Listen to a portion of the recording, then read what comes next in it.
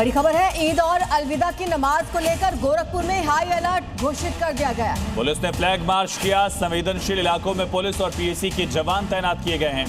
तस्वीरें आप गोरखपुर की देखिए, किस तरह से पुलिस ने फ्लैग मार्च निकाला। तमाम लोगों को सुरक्षा का आश्वासन, भरोसा दिया गया।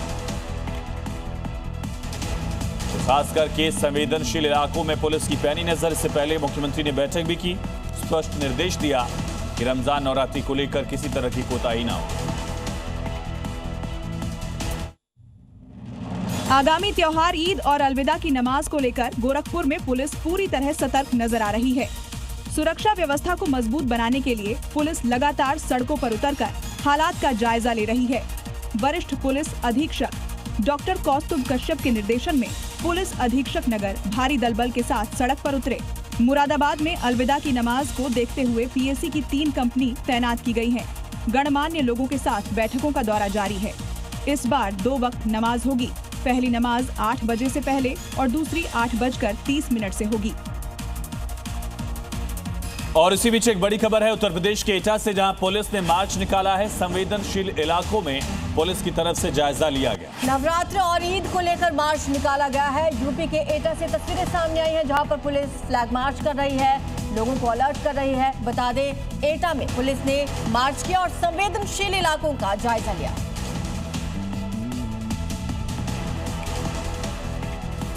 तो नवरात्र और ईद को लेकर योगी फोर्स पूरी तरह से सतर्क है, तैयार है। और यही वजह है कि सहारनपुर में शाकंभरी मेले में भी सुरक्षा कई स्तर पर तैयार की गई, जिससे किसी भी तरह की कोई बद इंतजामी यानी कि अव्यवस्था न हो।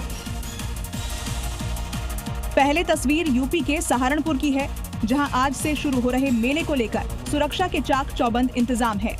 पूरे मेला क्षेत्र में 24 घंटे ड्रोन और सीसीटीवी कैमरों से निगरानी की जा रही है। वहीं कंट्रोल रूम भी बनाया है। इतना ही नहीं, श्रद्धालुओं की सुविधा के लिए साफ सफाई, पीने का पानी, बैरिकेडिंग और पार्किंग की बेहतर व्यवस्था की गई है। आज से चैत्र नवरात्रि शुरू हो चुके हैं, लेकिन इससे पहले रुद्रपुर नगर निगम क्षेत्र में मीट की बिक्री पर पूरी तरीके से रोक लगा दी गई। आज से शुरू हुए चैत्र नवरात्र 27 मार्च तक चलेंगे। इन 9 दिन में हिंदू श्रद्धालु मंदिरों में जाकर दुर्गा की पूजा करते हैं, व्रत उपवास रखते हैं। इसी कारण नगर निगम ने शहर में सात्विक वातावरण कायम रखने के लिए नवरात्रों पर कच्चे और पके मीट मांस की बिक्री पर रोक लगा दी है। नगर निगम की प्रवर्तन टीम इस दौरान लगातार एक्टिव रहेगी और निर्देशों का पालन न करने वाले पर सख्त एक्शन लिया जाएगा। और इसी बीच एक बड़ी खबर है यूपी के आगरा से, जहां 7वीं के बच्चों से पंडित पर सवाल पूछा गया है। दरअसल आगरा में संस्कृत के पेपर में सवाल है कि जो बिना पैर के दूर तक जाता है साक्षर है, लेकिन जो पंडित नहीं है। पाठ के आधार पर ये सवाल दरअसल पूछा गया। सवाल पर यूपी में फिर से विवाद शुरू हुआ। इससे पहले भर्ती परीक्षा में भी इस तरह का सवाल पूछा गया था। घूसखोर पंडित और पुलिस भर्ती परीक्षा में पंडित शब्द को लेकर मामला थमा भी नहीं था कि आगरा में बेसिक शिक्षा परिषद में 7वीं क्लास की परीक्षा में संस्कृत के परीक्षा पत्र में पंडित शब्द को लेकर विवाद खड़ा हो गया है। परीक्षा में पूछा गया है कि पाठ के आधार पर वो कौन है जो बिना पैर के दूर तक जाता है और साक्षर है, लेकिन पंडित नहीं है। प्रादेशिक शिक्षक संघ के प्रदेश संगठन मंत्री ब्रजेश दीक्षित का कहना है कि शिक्षक का कार्य समाज को सही तथ्य बताना होता है। मुख्यमंत्री योगी आदित्यनाथ ने सरकार के 9 साल पूरा होने के मौके पर आयोजित कार्यक्रम में वित्त मंत्री सुरेश कुमार खन्ना के कुंवारे होने पर चुटकी ली। सीएम ने कहा कि खन्ना जी के कुंवारे रहने का फायदा प्रदेश को मिल रहा है।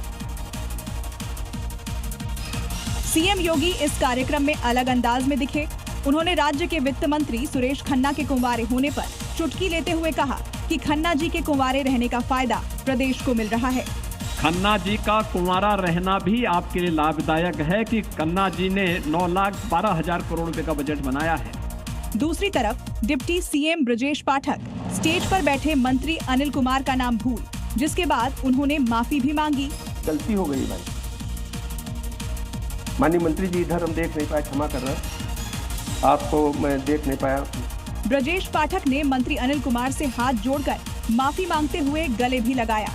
उन्होंने कहा, मैं देख नहीं पाया क्योंकि सामने वालों को देख रहा था।